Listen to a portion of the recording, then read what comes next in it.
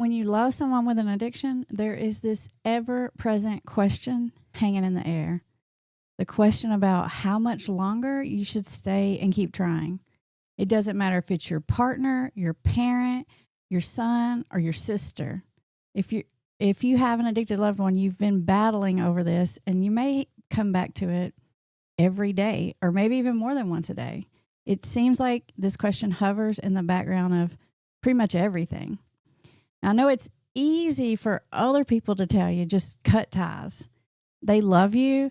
They don't want to see you get hurt. They just want it to stop. You might have even stopped telling other people what's going on because you don't want to feel like that you're being judged if you don't leave. The problem is, it's really a hard thing to understand unless you've actually been through it, because these kinds of relational dynamics are super complicated. Now, most of you, if you've been following my content for a while, you know that I am a big advocate for families to help their addicted loved one. I feel like I'm constantly encouraging you to be more empathetic and be patient. But I also know from firsthand experience that letting go is sometimes the right call, and it's what you need to do about, or it's what you need to do. I have a sister that I don't talk about a lot. I don't talk about the situation a lot, who struggles with addiction. And it took me years and years to get to the point where I was ready to cut ties. It was a struggle for a long time. I stayed stuck in the cycles, the ups and down emotions. I was helping her financially more than I wanted to. There were kids involved, which really complicated things.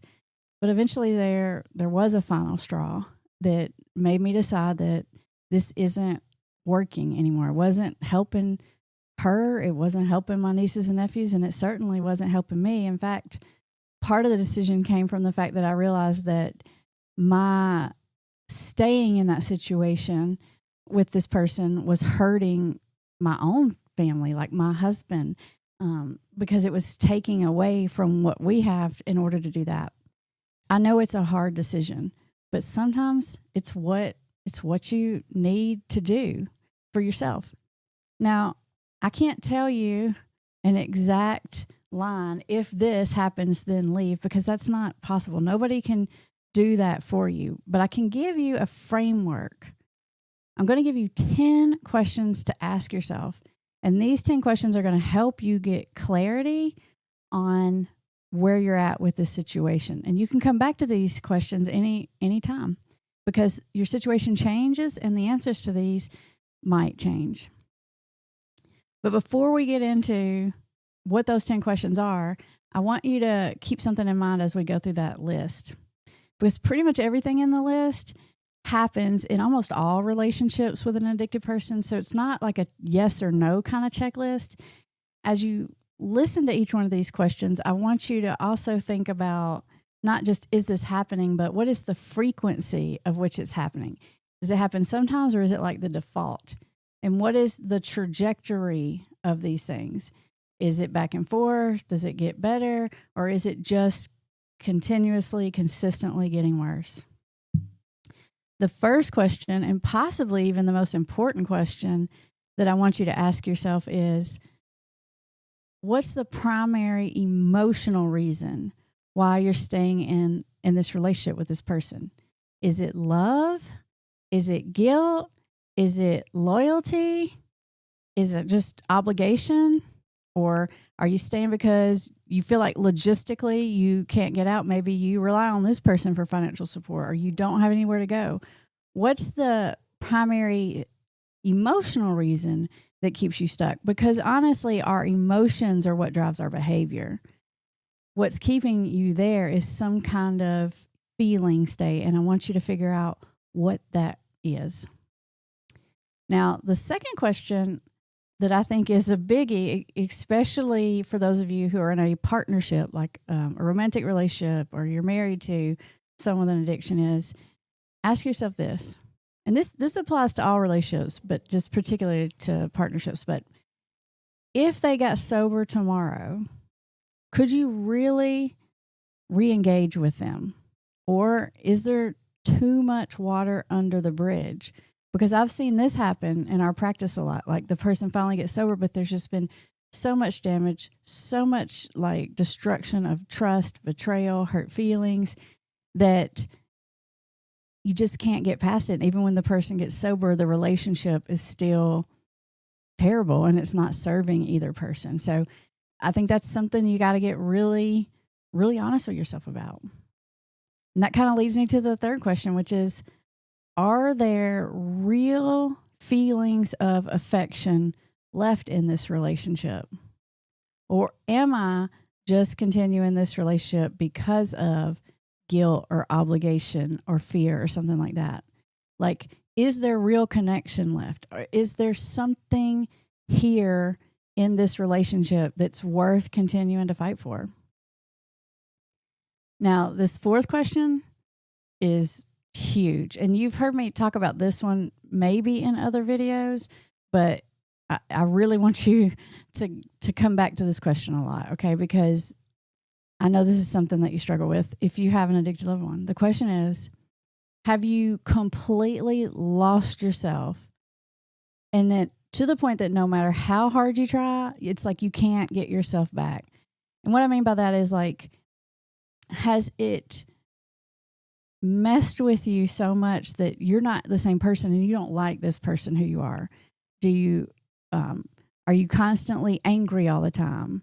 Are you constantly so hyper vigilant that your anxiety is just on full blast nonstop and you're driving the people around you crazy and driving yourself crazy with it, right? When you look in the mirror, can you even recognize yourself anymore? Now, I know there are days like that happen, but I'm talking about, like, okay, you recognize this, you've tried, you've done the Amber techniques, maybe you've talked to Kevin Campbell, but you just can't get yourself back together, and it's causing you so much trauma, anxiety. I like to say, if you're in a really close relationship with someone with a substance use disorder or an addiction, you're going to develop an anxiety disorder problem, right? That's not officially like in the clinical diagnostic book or whatever of diagnosis, but I feel like it usually hovers somewhere between like post-traumatic stress disorder. It's kind of like a complicated or complex PTSD and obsessive compulsive disorder, because a lot of times you can get in that pattern of constantly checking, whether that's checking the bank account, looking at them on the the GPS app that you have that tells you where they are, smelling their breath, following up to find out if they went to a meeting. Are you constantly, it can be checking, like people can get not addicted, but people can have OCD about checking the stove. Did I turn it off? That kind of thing can happen to you when you have an addicted loved one, because it's coming from a place of constant fear, right? And it's a look for reassurance, or it's a look to make sure that you're not being lied to. And it can take over your life to the point that you don't even like to leave the house because you feel like you either need to be there to babysit, or if they're not there, you need to be there to be collecting the evidence and snooping around because they're not there. And when you've lost yourself, you've quit all of your life and you've tried to get it back, that's a big sign and symptom that I want you to pay attention to, because it might mean it's time to break away, to cut ties. The next question I want you to ask yourself is, and this is one I haven't talked about in the past, but I want you to think about, is this person actively and consistently pushing you away, right? Now, I'm not talking about like I try to talk to them about the problem and they're avoidant and they start arguing or they shut down. I'm talking about whether it's about this topic of the addiction or not. Like they're literally telling you, don't talk to me. I don't want to be around you. Don't call me. Like, I hate you. Like, they're just pushing you away, like in every way possible. Sometimes, and maybe they're even being mean about it, right? That is a boundary that they're having, that they're trying to set. And even if you don't like the boundary, if you don't think it's fair, I think you need to listen to that, even if it's not being directly communicated, but you get the impression that they don't want your help. I would listen to that. Because when that's happening, what's going on there is usually contempt. And those of you who know anything about like couples counseling or relational stuff, you've probably heard of the Gottmans. It's like the married couple, the man and a wife, who are couples therapists and researchers.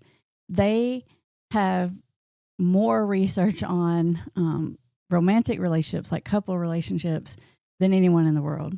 And they developed this thing they call the 4 horsemen, which basically are the 4 huge predictors that a relationship will end in divorce.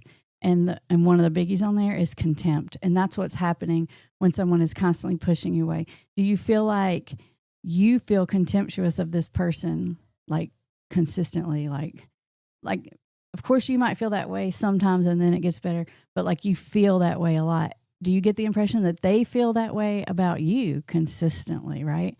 That's a sign that this relationship is falling apart. Another question I want you to ask yourself is the contact that I have with this person purely transactional? Meaning, is there any real relationship here, or is it like I only hear from them when they want something from me, when they need something, and as soon as they get it, they're out? Like, they don't call to see how my day was. They don't send me happy birthday cards. They don't say what's going on with your kids. Like, literally, it's just transactional. And because that's a pretty good clue that you're just being used, and that's going to lead you to resentment. And if you're being used for money, it could lead you into financial trouble. So ask yourself that question. Are they only in a relationship with me to get something out of it, right? Is there any real relationship there?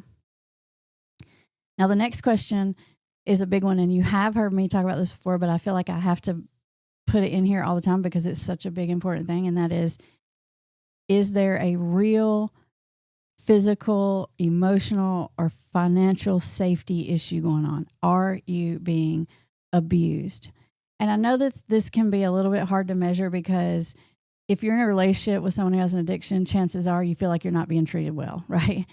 And that happens on a continuum, of course, right? And it's hard to know. It's not like there's an exact line in the sand, but like if you feel like you're not physically, emotionally, or financially safe, that's where you got to take all the advice Amber gives you and throw it out the door and deal with the safety issue first. Safety always comes before what's therapeutic. Because the advice I give you guys is what I would call like therapeutic, like what's best for the relationship, what's the way to get through to someone, psychology stuff. But safety comes before that. So never ever like ignore that.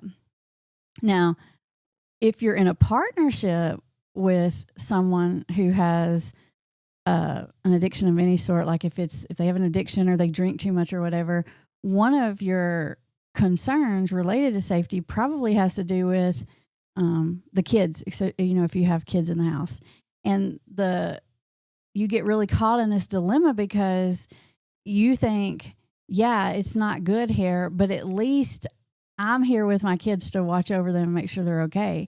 And you're thinking to yourself like, what's going to happen if I divorce this person and then I have to share custody and then they're with them every other weekend or every weekend or, for week-long breaks and stuff like that, and you're not there. So you could be staying in a relationship because you feel like there is a safety concern and that safety concern might be worse if you were to split up. And that's a real legitimate fear and concern. I mean, that's a real thing.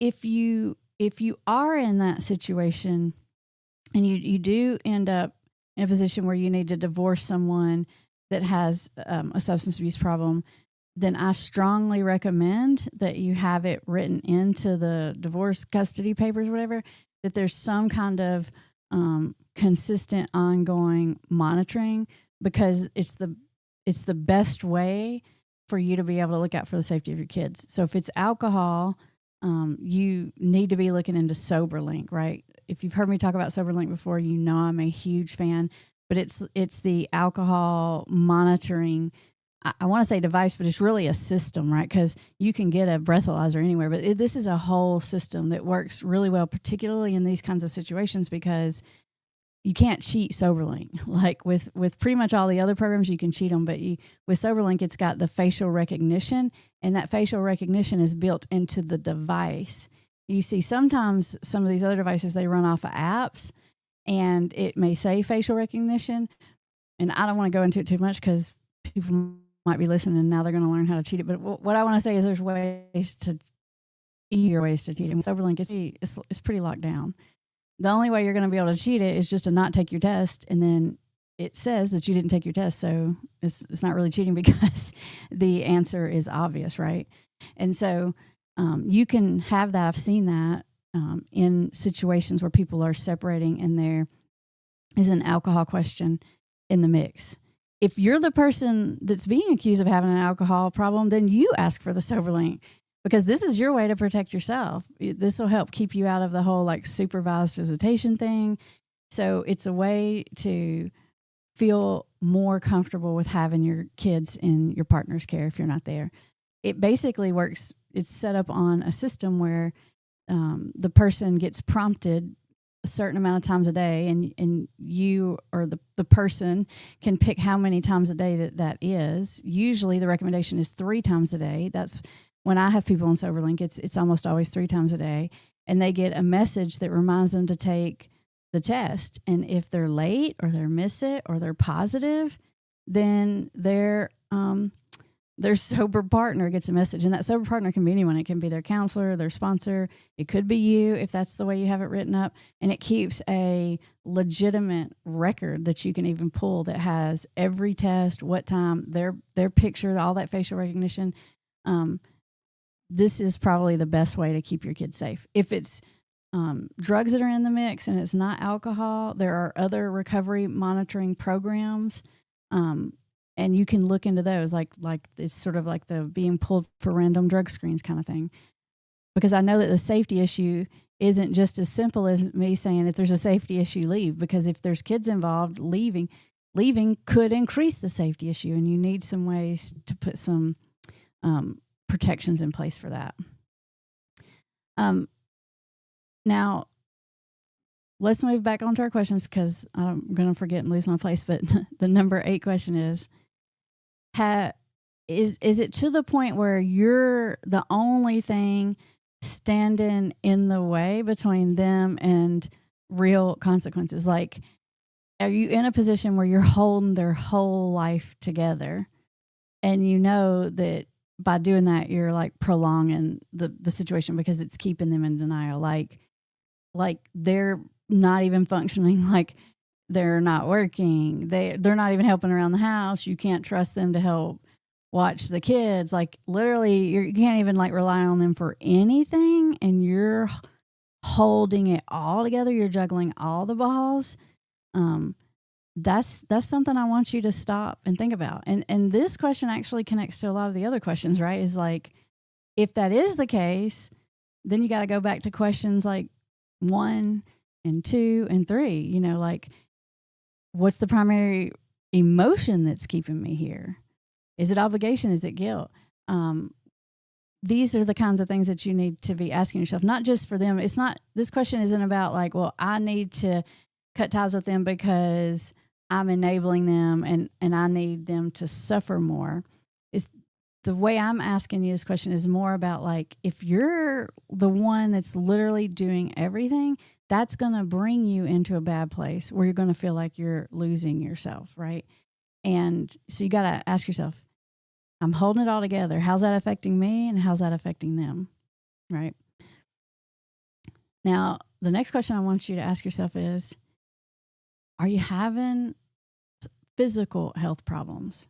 Because you may not know this and you may not connect the two things, but when you're under chronic stress like that, you will start to have a lot of physical medical problems. And I'm not saying like in your mind, like they're somatic, like you're making them up. I'm talking about like your body starts to break down, or if you get sick, you can't heal correctly. You may get diagnosed with some kind of disorder, a lot, especially the ones that have to do with healing and inflammation and that kind of thing.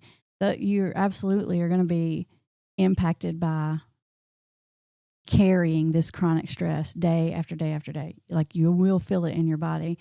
If you've experienced that, put that in the chat or the comments, because I think it's good for people to recognize, because they don't recognize. They may think, yes, I have all this stress and I'm having this medical problem, but they're not connecting the dots between the two things. And that medical problem probably isn't going to get better as long as you're in that situation, because your body can't heal, because your body is literally not functioning properly. It's not made, you're not made to stay in a fight or flight response all the time. And then the number 10 question comes back to, are the kids, if there are kids involved, are they being affected in like ways that go beyond, this isn't an ideal situation? Like I get it that if there's an addiction and there's kids involved, it's never an ideal situation, right? Like I get that, right? But I'm talking about, like, are the kids being affected like in a big, huge way? Like you cannot ignore that, right? Like, and maybe it's like not that they're being physically abused or something, but you can see that your kid is stressed out, that your kid is having medical problems, that your kid is taking on this like super parentified role where they're living in that hypervigilant state. Those kind of things count too. You can't disqualify that. A lot of times, if it's like, let's say you're a parent and the loved one with an addiction is one of your children, the other children could be suffering. So when I say kids, it could be your kids, but it could also be like the siblings of the addicted person. It doesn't have to be that the parent has the addiction, because addiction impacts whole family systems, not just the person. And you got to be honest with yourself about that. Now, I know that these are complex questions and it's really hard to figure out where you're at on that. And it can change from day to day. But when you're asking yourself these questions on a regular basis and you're constantly coming up with the answers that indicate that it's time to go consistently, that's a good sign that it's time to go. You don't make the decision to go in the heat of the moment. You don't make it out of a frustration or anger or something that happened, because if you make the decision in that moment, those like really intense, highly emotionally charged moments, you're going to you're going to go back on your decision when the feeling goes away, because you're making it because of a in the moment feeling. And once you're over that and you're not as angry, 4 days later or whatever, then you're going to go back on your decision. You'll know you're there when you're sort of like chronically, consistently feeling like that. Like, and it's not even a heat of the moment decision you're making. When you get out of a relationship with an addict, a lot of times that requires some like strategy and planning and thought. Like, it's not just that's it. I'm not taking your calls anymore, because it's not that simple. If you're living with this person, it's very complicated. Even if you're just tied in with this person a lot, even if they're not living with you, but there's a lot of like people in common or logistics in common. You may have to make a plan for how to leave. And there is a video on this channel about, I think it's called When and How to Leave Someone with an Addiction. And so if you're in that situation, you might want to check that out. If you're struggling with these kind of questions and you can't figure out if your person has any chance of getting better, is it just like a hopeless situation, and you want some help figuring out what your next move is, you can always book a call with me or anyone on my team, and we can help you think that through. One of the things that I'm pretty good at is I'm pretty good at, like, when I hear your story, a lot of times I can pick up on signs that are actually really positive signs. Even when someone isn't saying like out loud their change talk, a lot of times there's more subtle cues, like certain behaviors and certain things are happening that you might tell me, and I might say, actually, I think this person might be pretty close. And so let's give it a few more minutes kind of thing. I can't predict in the end, in the grand scheme of things, who's going to get sober forever and who isn't. But I can tell you if we're on that path right now. I can tell you how far away we are from it, like in that moment, usually. And if you need some help thinking through that, schedule an appointment. You don't have to have ongoing appointments. It can be like a one-time consultation session where you just need some help thinking through, like, do I need to give this some more time? Are there things I can do to put this relationship back on track that I haven't done yet? Those kind of things. Because if or when or whatever, if you make that decision that you have to leave, I want you to make it from a solid place so that you're not like agonizing over it and you're not second guessing yourself over it all the time and feeling guilty. Like you need to leave when you're asking yourself those questions and your answers are solid and consistent. And if I can help you do that, whether that's stay, go for now or whatever, then I'll be happy to do that. And Kim and Campbell will too. Some other things I want you to keep in mind about this is that you don't have to make a permanent decision. Like even if you come to the idea that I gotta cut ties for now, you can add the for now on there.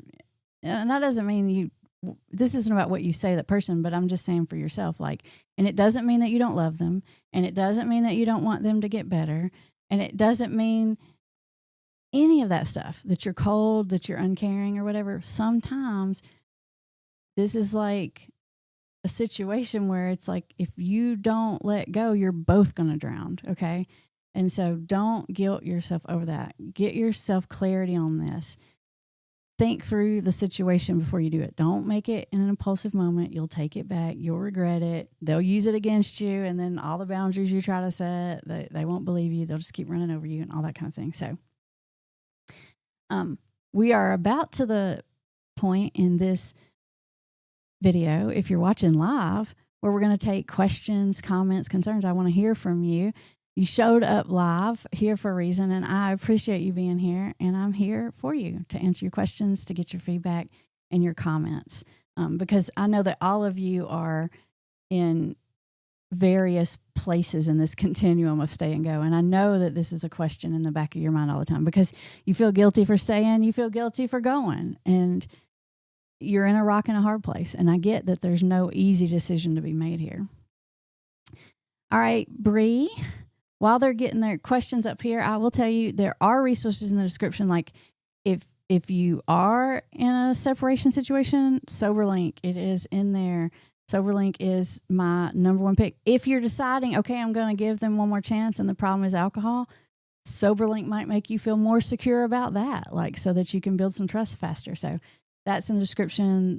Being able to set up an appointment, all those things are in the description. Oh, and one other really good resource for you is Kim and Campbell have an online program called Beyond Boundaries, because sometimes you're in a situation where like you can't cut ties, either because you logistically can't or you just can't emotionally do it, but you got to come to terms with the fact they have this addiction. Like you've kind of let go of the fact that it's going to get better, but you're stuck in it. Like, how do you emotionally deal with that? Like, how do you get yourself in a place where you can be okay with whatever happens? That's what their Beyond Boundaries program is about. So I'll go back and put that in the description for you too, because that's kind of like a third option: stay, go, or somewhere in the middle. All right, Bree, do we have some good questions and comments back there?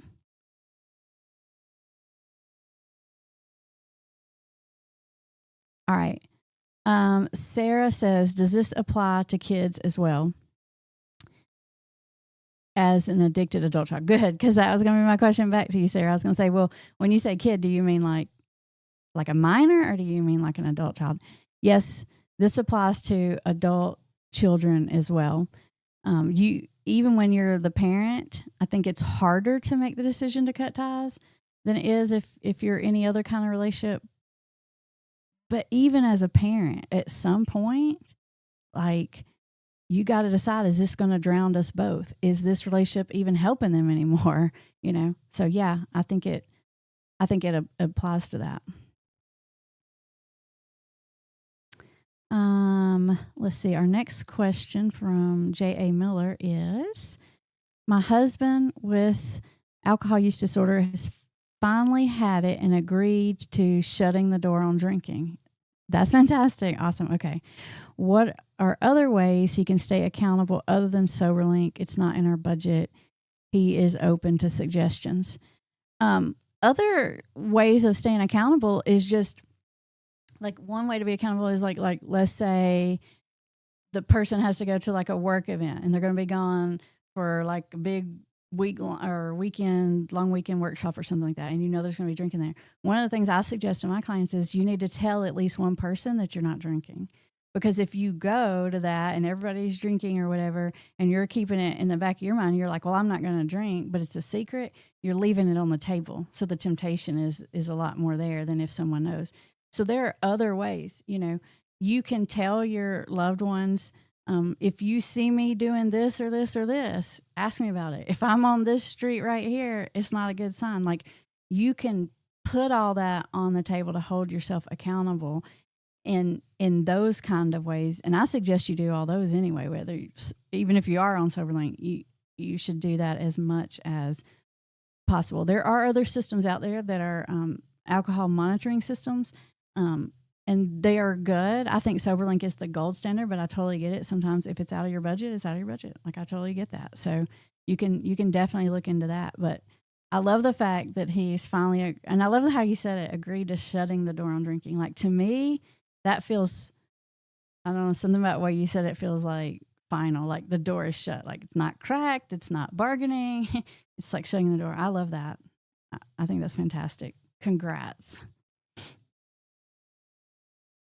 All right. Debbie says, when you don't have the option to leave, how do you handle the day-to-day? I know I'm not supposed to nag, judge, etc., but when I know he's coming home drunk and drove, I have trouble being detached. Yeah, because in your mind, I'm sure you have about a bazillion emotions that go through your mind when you know he's coming home drunk and he drove himself home drunk, right? You have anger, you have fear, you have guilt. Like, if he gets in a wreck and kills somebody, is that going to be on me? What I'm going to tell you is, emotionally, you need to let go of what could or couldn't happen if he's on the road. If something bad were to happen, that's not on you. Even if you guys got in a big fight, he was drunk, he walked out the door, and he left in his car, I don't want you to wrestle the keys out of his hand, because it won't work. It could put you in an unsafe situation.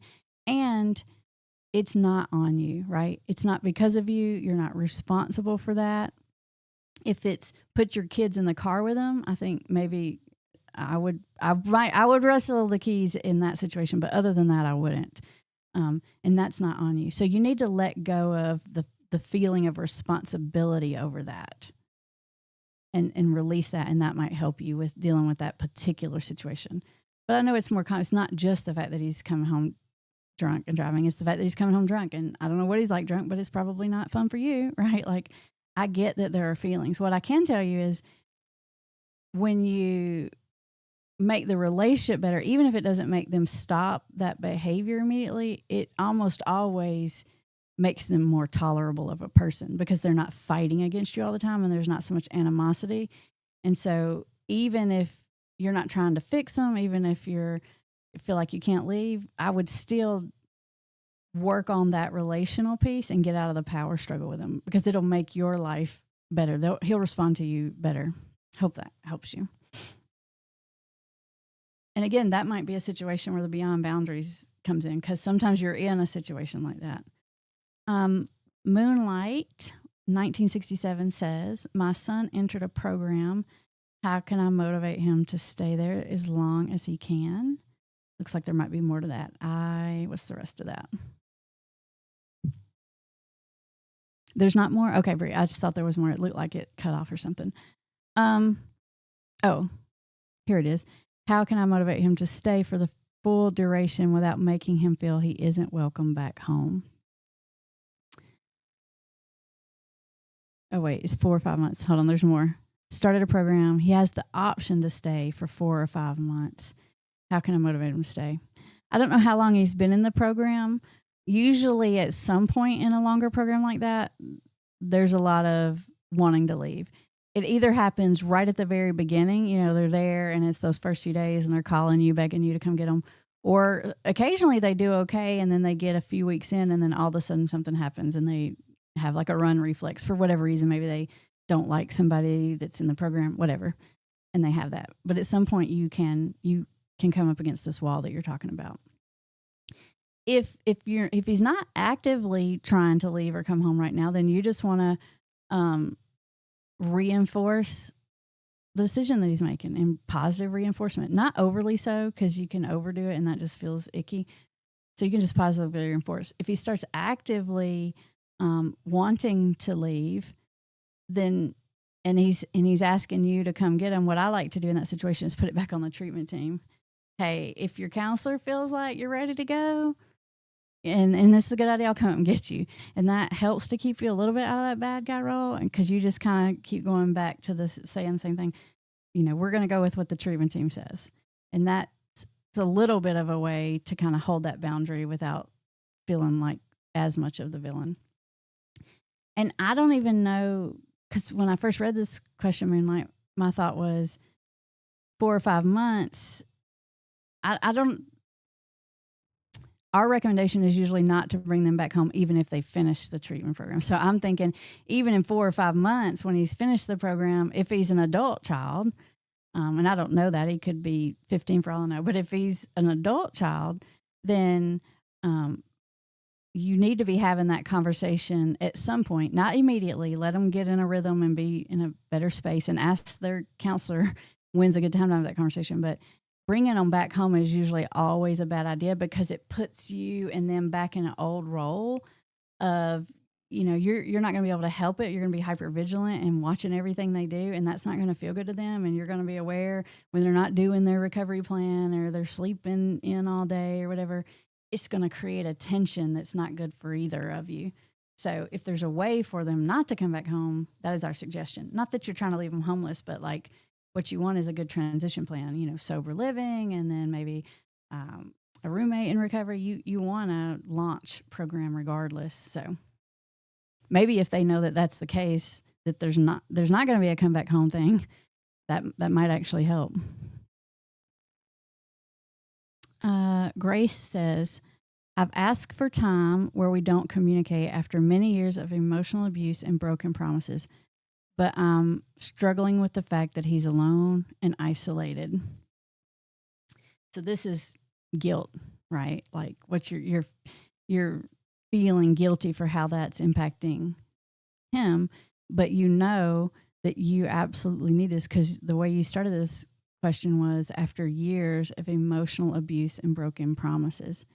So it sounds to me like even when you're putting yourself in the position to be there for him, it clearly wasn't fixing it and helping. And when you're in active addiction, you can be in a room full of everybody that loves you, and you're going to feel alone and isolated, because it's an isolating place to be, because you're constantly keeping secrets. And yeah, you can like have banter with people. You can look on the outside like the relationship's fine and things are functioning properly, but on the inside, when you have an addiction, you're always feeling alone and isolated. So I know that might not help you feel better, but I guess what I'm saying is, like, you're subjecting yourself to abuse isn't necessarily fixing that problem, I guess is what I'm trying to say. TX Moto Man says, my wife and I have been married 33 years, and the last 14 have been trying to help her battle addiction, but she keeps going back and trying to bargain with alcohol. She's 2 months in rehab. Not sure what to do. Is beyond boundaries good for me while my spouse is in rehab? I think anything you can do to work on yourself while your spouse is in rehab is good. So I'm going to give a yes to that, because getting yourself in an emotional, regulated place, regardless of what happens next, is definitely the right thing to do. As far as what to do next, I need some more specifics about, like, what do you mean what to do next? Like, is she calling wanting to come home? Is it seem like right now she's in a good state? What's the history? So, like, specifically, what is the right now question you're dealing with? SoberLink would also be what I would advise as a transition plan. If that's an option when she comes back home, I would be negotiating SoberLink into that conversation if I were you. All right. Next question is, I was trying to reconnect with alcoholic twin whom I had detached from. Wanted to be strategic. Today, in response to my third reach out text, she brought up past hurt and falsely accuse me. I didn't, Jade. Seems like she isn't ready to reconnect. I think you're gonna, and I don't know enough context here, but I think you're gonna have to decide: is the person saying that to you to be mean and push you away? It kind of goes back to that question: are they pushing you away on purpose, like they're just saying mean things to you, or is it in their mind they truly feel hurt? Right? If that's the case, and you're trying to repair the relationship, you might not agree with their perspective on things, but you can have empathy for their feeling. And so you can connect with them on, I don't want you to feel that way. Can we make that better? You can do that without like conceding to the fact that you did whatever you're being accused of. Because if you've been around watching my videos for a while, you know that there's a villain in every addiction story, right? And so the resentment, the self-pity, that's a common, like pretty much always there symptom of addiction. So I'm not surprised that that's happening, and it doesn't mean that they're viewing it accurately. But if you want to reconnect with this person, you're probably going to have to figure out how to repair whatever that damage, whether it was real or perceived, to fix it.